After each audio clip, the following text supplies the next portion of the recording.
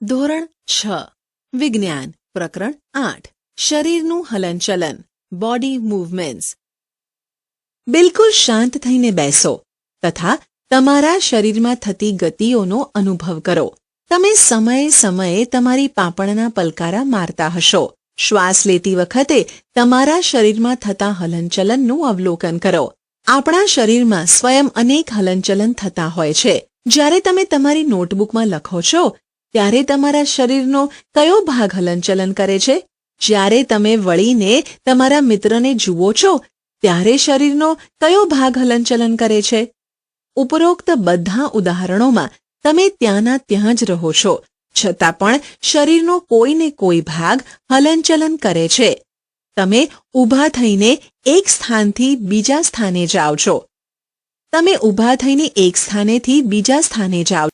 બિલકુલ શાંત થઈને બેસો તથા તમારા શરીરમાં થતી ગતિઓનો અનુભવ કરો। તમે સમયે સમયે તમારી પાંપણના પલકારા મારતા હશો।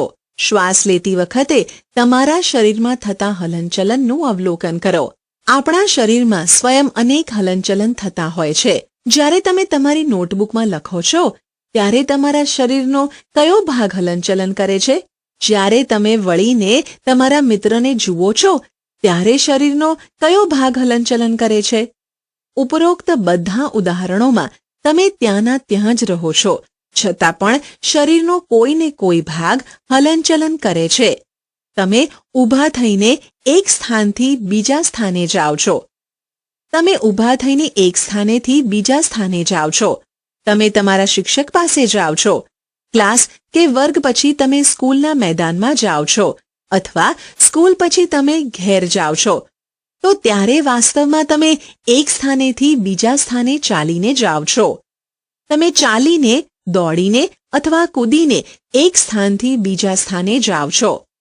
ચાલો તમારા મિત્રો, શિક્ષકો તથા વડીલો સાથે ચર્ચા કરીને કોષ્ટક 8.1માં પૂર્તિ કરતા એ જોઈએ કે પ્રાણીઓ એક સ્થાનથી બીજા સ્થાન સુધી કેવી રીતે પ્રચલન કરે છે। બુજો વનસ્પતિમાં હલનચલનને લઈને આશ્ચર્યચકિત છે। તે જાણે છે કે વનસ્પતિ એક સ્થાનથી બીજા સ્થાને ગતિ નથી કરતી, પરંતુ શું તે કોઈ બીજા પ્રકારના હલનચલનને પ્રદર્શિત કરે છે? કોષ્ટક 8.1 પ્રાણીઓ એક સ્થાનેથી બીજા સ્થાને કેવી રીતે ગતિ કરે છે? પ્રાણી ગતિમાં ઉપયોગ થવાવાળો ભાગ કે અંગ। પ્રાણીઓ કેવી રીતે ગતિ કરે છે? ગાય પગ ચાલે છે।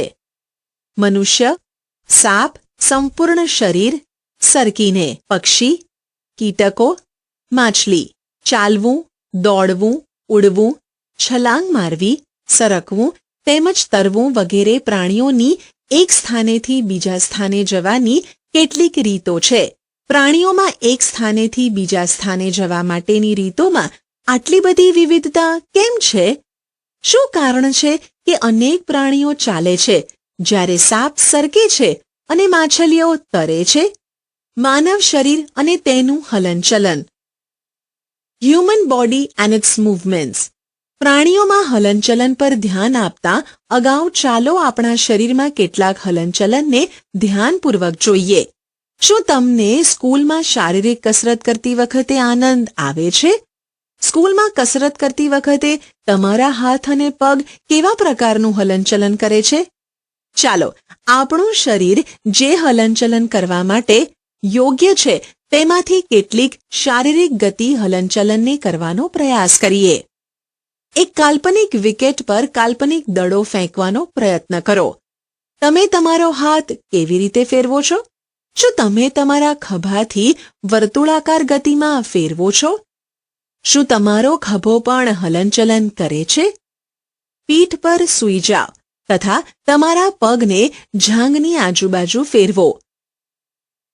તમારી ભુજાને કોણીથી ઉપર નીચે કરો। તેવી જ રીતે પગને ઘૂંટણથી વાળો। તમારા હાથને તમારી પાર્શ્વ બાજુમાં સીધો ખેંચો। ભુજાને વાળીને આંગળીઓથી ખભાને અડવાનો પ્રયાસ કરો। તમે તમારા હાથનો કયો ભાગ વાળ્યો? હાથને સીધો ખેંચીને નીચેની તરફ નમાવો। શું તમે આવું કરી શકો છો? તમારા શરીરના વિવિધ ભાગોને હલનચલન કરાવવાનો પ્રયત્ન કરો અને તેના તારણો કોષ્ટક 8.2માં નોંધો. શું કારણ છે કે આપણે શરીરના કેટલાક અંગોને સ્વતંત્ર સ્વરૂપે બધી દિશામાં ફેરવી શકીએ છીએ, જ્યારે કેટલાક અંગોને એક જ દિશામાં ફેરવી શકીએ છીએ? આપણે આપણા શરીરના કેટલાક ભાગોને ફેરવવા માટે શા માટે અસમર્થ રહીએ છીએ? પ્રવૃત્તિ 1. એક ફૂટપટ્ટીને તમારા હાથ પર આકૃતિ 8.1માં દર્શાવ્યા પ્રમાણેની સ્થિતિમાં રાખો, જેનાથી તમારી કોણી ફૂટપટ્ટીની મધ્યમાં રહે. તમારા મિત્રને ફૂટપટ્ટી તથા હાથને એક સાથે બાંધવાનું કહો. હવે તમારી કોણીને વાળવાનો પ્રયત્ન કરો. શું તમે તેને વાળી શકો છો? કોષ્ટક 8.2. આપણા શરીરમાં હલનચલન. શરીરના ભાગ હલનચલન. સંપૂર્ણ ફરે છે, અંશતઃ ફરે છે કે વળે છે, નમે છે, ઉપર ઉઠે છે, ગતિ બિલકુલ થતી નથી. ગરદન. હા, કાંડું, આંગળી, ઘૂંટણ, એડી, પગની આંગળી, પીઠ, માથું, કોણી, ભુજા. હા. શું તમે ધ્યાન આપ્યું છે કે આપણે શરીરના વિભિન્ન ભાગોને એ સ્થાનેથી વાળી અથવા ફેરવી શકીએ છીએ જે સ્થાને બે ભાગો એકબીજા સાથે જોડાયેલા હોય છે? ઉદાહરણ તરીકે કોણી, ખભો તથા ગરદન. શું તમે આવા અન્ય ભાગોના નામ જણાવી શકો છો? આ સ્થાનોને સાંધા જોઇન્ટ્સ કહે છે. શું આપણા શરીરમાં કોઈ સાંધા ન હોત તો તમારી દ્રષ્ટિએ કોઈ પણ પ્રકારનું હલનચલન કે ગતિ સંભવ થઈ શકે? વાસ્તવમાં આ સાંધાઓને કઈ કઈ વસ્તુઓ પરસ્પર બાંધે છે? તમારી આંગળી વડે તમારું માથું, ચહેરો, ગરદન, નાક, કાન, ખભાની પાછળ, હાથ, પગ, આંગળી તેમજ પગની આંગળીઓ દબાવો. શું તમને એવો અનુભવ થયો કે તમારી આંગળી કોઈ કઠણ વસ્તુને દબાવી રહી છે? આ કઠણ સંરચનાઓ હાડકાં છે. તમારા શરીરના અન્ય ભાગોમાં આ પ્રક્રિયાને પુનરાવર્તિત કરો. આટલા બધા હાડકાઓ? જ્યારે હાડકાને વાળી નથી શકાતા તો આપણી કોણીને કઈ રીતે વાળી શકાય છે? હાથના ઉપરના ભાગથી લઈને કાંડા સુધી એક જ હાડકું નથી હોતું. વાસ્તવમાં અનેક હાડકાઓ કાંડા સુધીના ભાગમાં જોડાયેલા હોય છે. આવી જ રીતે આપણા શરીરના પ્રત્યેક ભાગમાં અનેક હાડકાં આવેલા હોય છે.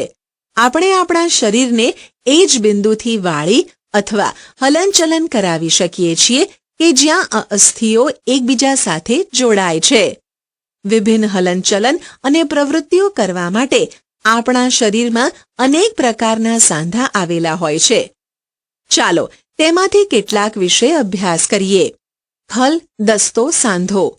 ઓપ્શન: ખલ દસ્તો સાંધો, કંદુક ખલિકા સાંધો, બોલ એન્ડ સોકેટ જોઇન્ટ. પ્રવૃત્તિ 2. કાગળની એક પટ્ટીને એક નળાકારમાં ફેરવો. રબર અથવા પ્લાસ્ટિકના એક જૂના દડામાં કાણું પાડીને કોઈના નિરીક્ષણ હેઠળ તેમાં વાળેલ કાગળના નળાકારને નાખો. જેમ કે આકૃતિ 8.2માં દર્શાવવામાં આવેલ છે. તમે કાગળના નળાકાર સિલિન્ડરને દડા પર ચોંટાડી પણ શકો છો. દડાને એક નાની વાટકીમાં રાખીને ચારેય બાજુ ફેરવવાનો પ્રયત્ન કરો. શું દડો વાટકીમાં સ્વતંત્ર સ્વરૂપે ફરે છે? શું કાગળનો નળાકાર પણ ફરે છે? હવે કલ્પના કરો કે કાગળનો નળાકાર તમારો હાથ છે તથા દડો તેનો એક છેડો છે. વાટકી ખભાના એ ભાગ સમાન છે જેનાથી તમારો હાથ જોડાયેલો છે. એક હાડકાનો દડા જેવો ગોળ ભાગ બીજા હાડકાના વાટકી જેવા ખાડામાં ખૂંપેલો હોય છે. આ પ્રકારના સાંધા બધી જ દિશાઓમાં હલનચલન પ્રદાન કરે છે. આ હલનચલન માટે ઉપરયુક્ત સાંધાના અન્ય ઉદાહરણ શોધી શકો છો? આ પ્રકારના શરૂઆતમાં આપવામાં આવેલા શરીરના વિવિધ ભાગોના હલનચલનનું સ્મરણ કરીશું. ઉપરોક્ત પ્રકારના અન્ય સાંધાના નામ આપી શકો છો? ઉખળી સાંધો, પિવોટલ જોઇન્ટ. ગરદન તથા શીર્ષને જોડાણ કરતો સાંધો ઉખળી સાંધો છે. તેના દ્વારા શીર્ષને આગળ પાછળ અથવા જમણી ડાબી બાજુ ફેરવી શકીએ છીએ. આ હલનચલન કરવાનો પ્રયત્ન કરો. આ હલનચલન આપણા હાથના હલનચલન કરતાં કેવી રીતે ભિન્ન છે? જેમાં ખલદસ્તા સાંધા વડે હાથને સંપૂર્ણ વર્તુળાકાર ફેરવી શકીએ છીએ. ઉખળી સાંધામાં વેલણાકાર અસ્થિ એક વલયમાં ફરે છે. મિજાગરા સાંધા, હિન્જ જોઈન્ટ. ઘરના દરવાજાને વારંવાર ખોલો અને બંધ કરો. તેના મિજાગરા હિન્જીસને ધ્યાનપૂર્વક જુઓ. તે દરવાજાને આગળ અને પાછળ ખુલવા દે છે. વૃત્તિ 3. ચાલો મિજાગરાની ગતિ હલનચલનને જોઈએ. એક મોટા કાગળ અથવા કાર્ડબોર્ડનું નળાકાર બનાવો, જેવું કે આકૃતિ 8.4માં દર્શાવવામાં આવેલ છે. ચિત્રમાં દર્શાવ્યા મુજબ કાર્ડબોર્ડ અથવા કાગળના નળાકારની મધ્યમાં છિદ્ર બનાવી તેમાં એક પેન્સિલ દાખલ કરો.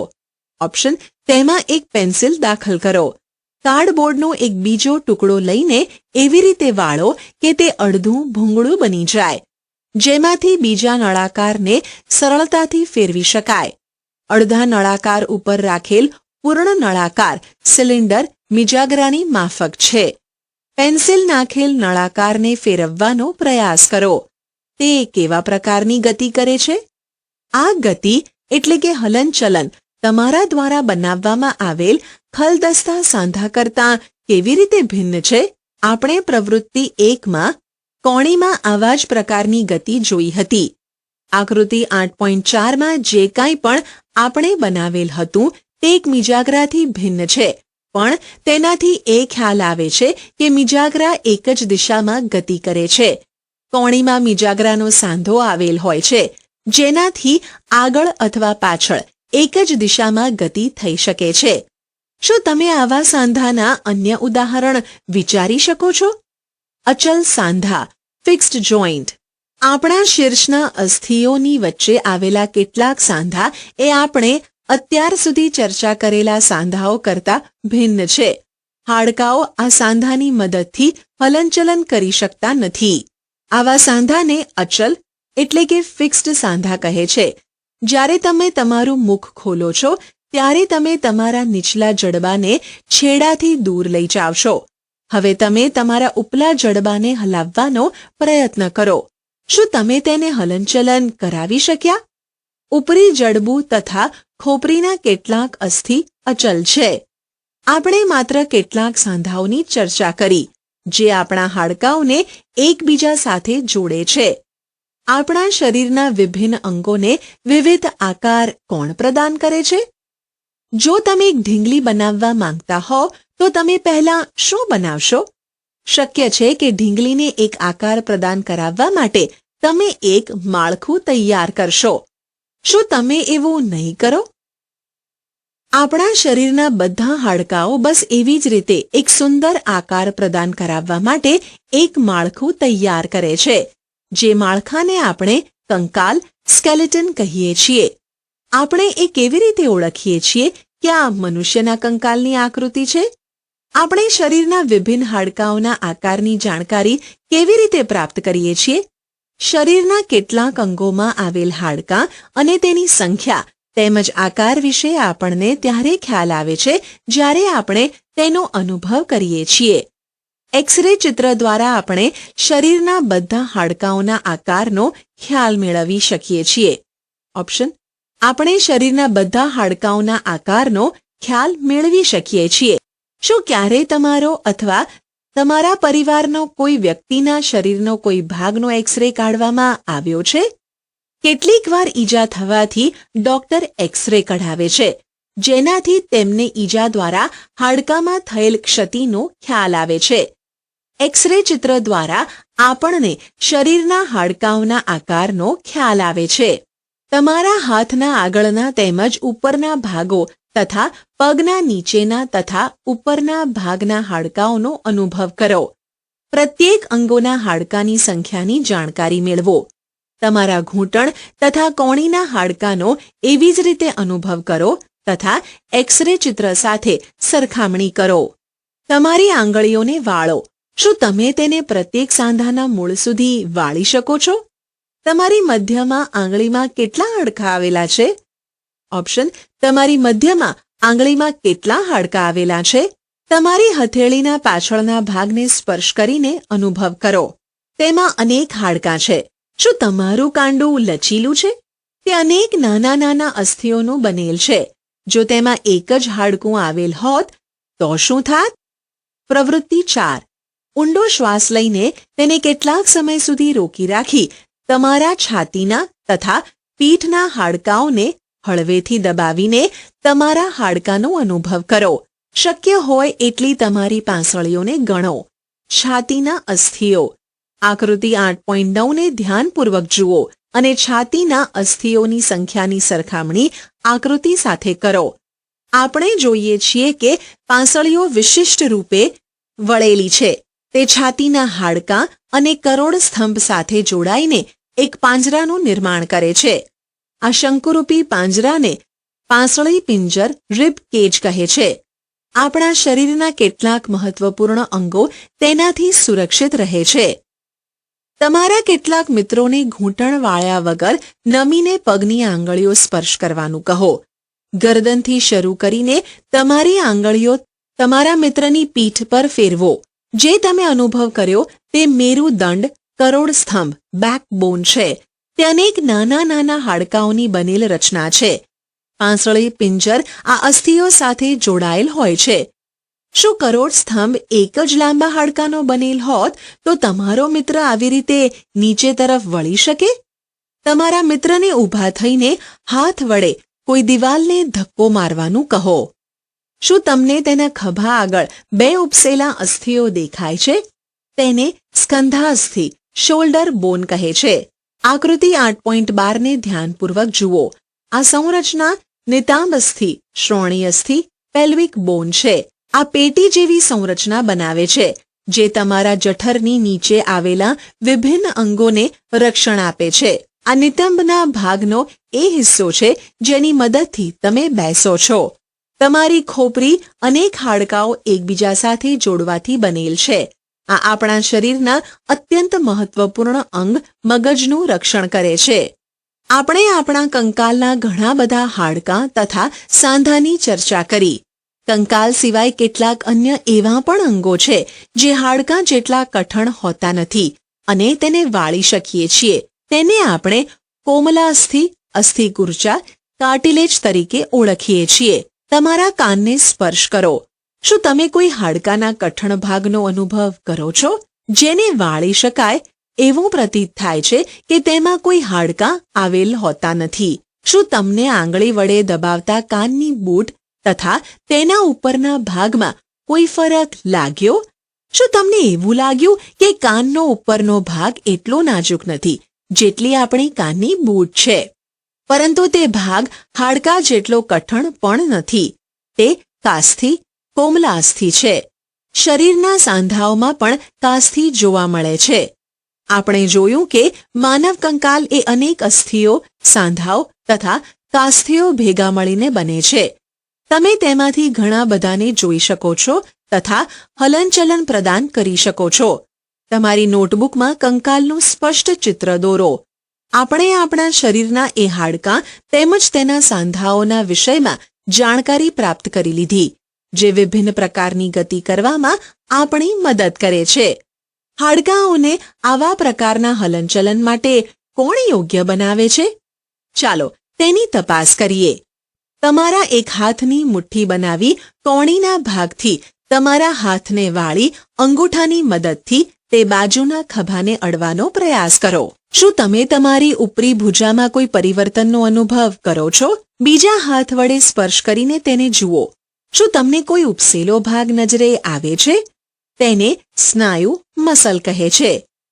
સંકોચન કોન્ટ્રેક્શન લંબાઈમાં ટૂંકા થવાને કારણે સ્નાયુઓ ઉપસી આવે છે. હવે તમે તમારા હાથને ફરીથી સામાન્ય સ્થિતિમાં લાવો. સ્નાયુઓનું શું થાય છે? શું હજુ પણ તે સંકોચનશીલ અવસ્થામાં છે? ચાલતી અથવા દોડતી વખતે તમે તમારા પગના સ્નાયુઓમાં આવું જ સંકોચન જોઈ શકો છો. સંકોચનશીલ અવસ્થામાં સ્નાયુ નાના, કઠણ તેમજ જાડા થઈ જાય છે. તે હાડકાને ખેંચે છે. કોઈ અસ્થિને ગતિ પ્રદાન કરાવવા માટે 2 સ્નાયુઓને સંયુક્ત રીતે કાર્ય કરવું પડે છે. જ્યારે 2 સ્નાયુઓમાંથી કોઈ એક સંકોચાય છે ત્યારે અસ્થિ તે દિશામાં ખેંચાય છે. જોડના બીજા સ્નાયુ શિથિલ અવસ્થામાં આવી જાય છે. અસ્થિને વિપરીત દિશામાં ગતિ કરાવવા માટે હવે બીજો સ્નાયુ સંકોચાઈને અસ્થિને પોતાની પૂર્વ સ્થિતિમાં ખેંચે છે.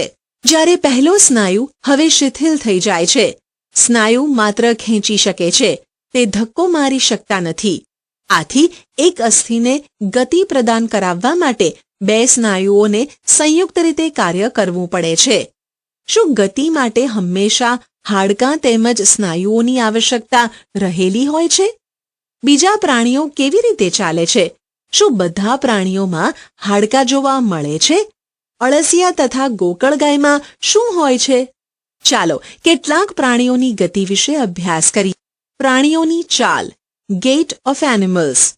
અળસિયું, અર્થવોર્મ. પ્રવૃત્તિ 5. બગીચામાં જમીન પર ચાલતા કોઈ અળસિયાનું અવલોકન કરો.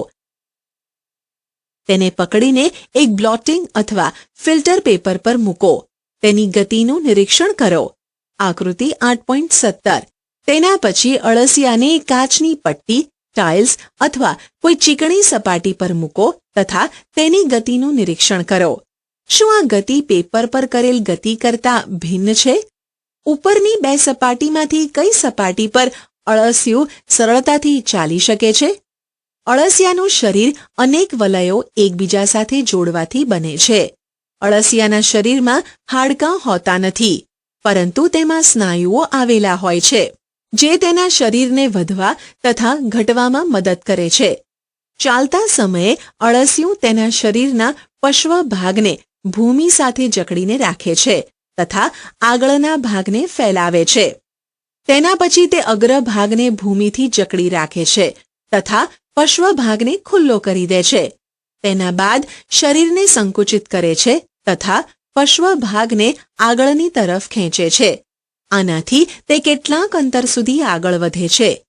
અળસિયું આ પ્રક્રિયાને વારંવાર પુનરાવર્તિત કરીને માટીમાં આગળ ખસે છે.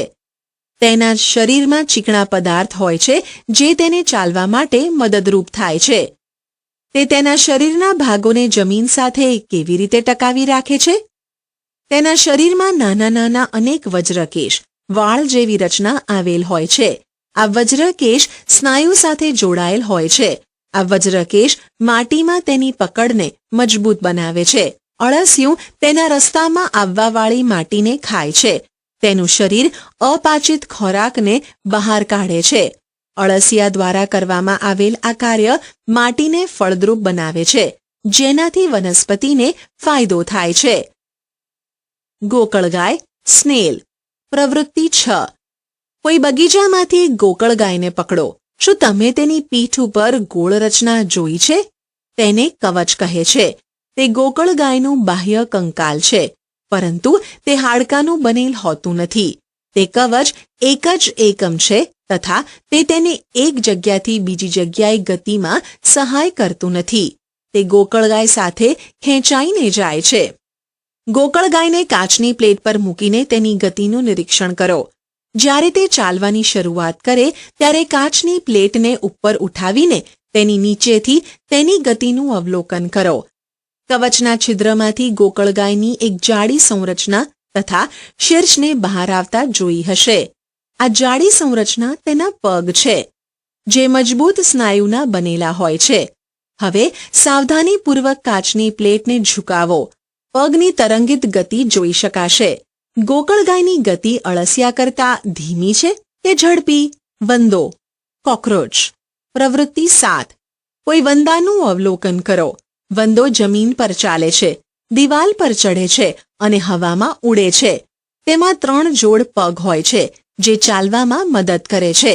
તેનું શરીર કઠણ બાહ્ય કંકાલ દ્વારા ઢંકાયેલું હોય છે. આ બાહ્ય કંકાલ વિવિધ એકમોના પરસ્પર સાંધા દ્વારા બનેલ હોય છે, જેના કારણે ગતિ શક્ય બને છે. પીઠના ભાગેથી 2 જોડ પાંખ પણ જોડાયેલ હોય છે. વંદામાં વિશિષ્ટ સ્નાયુઓ આવેલા હોય છે. જે સ્નાયુ ચલનપાદની નજીક આવેલા છે તે તેને ચાલવામાં સહાય કરે છે, અને પૃષ્ઠ સ્નાયુઓ વંદો જ્યારે ઉડે છે ત્યારે તેની પાંખોને ગતિ આપે છે. પક્ષીઓ, બર્ડ્સ. પક્ષીઓ હવામાં ઉડે છે તથા ભૂમિ પર ચાલે છે. બતક તથા હંસ જેવા પક્ષીઓ પાણીમાં તરે છે. પક્ષીઓ એટલા માટે ઉડી શકે છે કે તેમનું શરીર ઉડવા માટે અનુકૂલિત હોય છે. તેના હાડકાં છિદ્રિષ્ટ અને હલકા હોય છે.